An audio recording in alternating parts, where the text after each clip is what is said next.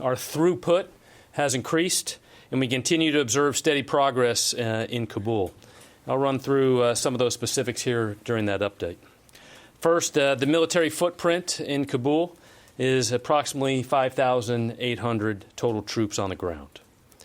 Our mission to defend Kabul airport and evacuate people from Afghanistan as quickly and safely as possible continues. The airport remains secure. Evacuation flights are steadily increasing, and we are doing everything we can to maximize safe evacuations.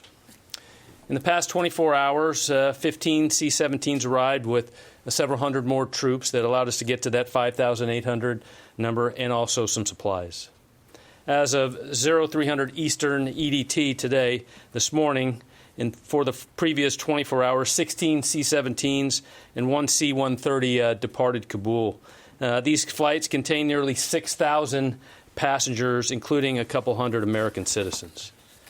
Since August 14th, as the President noted earlier today, we have airlifted approximately 13,000 total evacuees during the operation. In total, since the end of July, the cumulative number of people moved out of Afghanistan is greater than 18,000.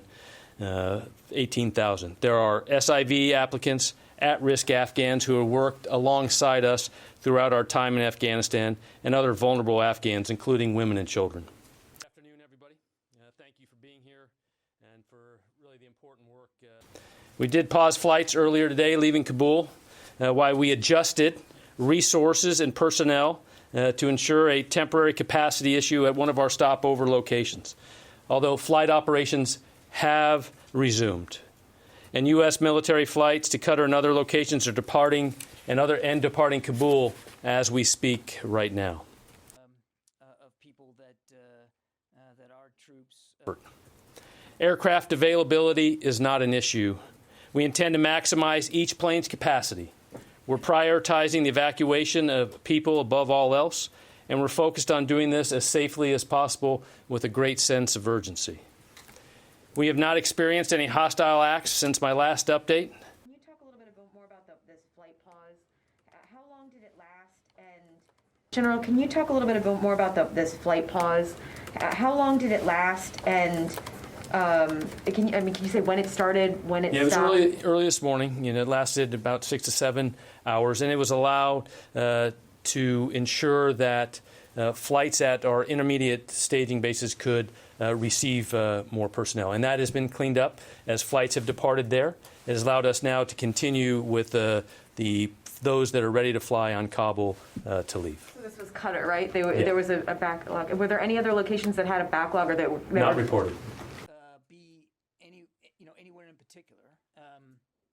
President Biden, in his remarks earlier today, made a reference to having, I forget what word he used, but essentially rescued 169 Americans outside, beyond the perimeter, I believe he said. Can you explain what that was, how that happened, what happened? Yeah, he's referring to a small number of people that our troops, they were very close to the perimeter, the perimeter of the airport, very close. And in a short amount of time, with a short amount of distance, some of our troops were able to go out there and retrieve them and bring them in. Just on foot, you mean? Yeah. Okay, yeah. And it's 169 Americans, or do you know the breakdown? I don't have the breakdown of the. I have several follow-up questions. First of all, the President said it was... The President, I think, was clear that we'll do whatever we have to do to rescue as many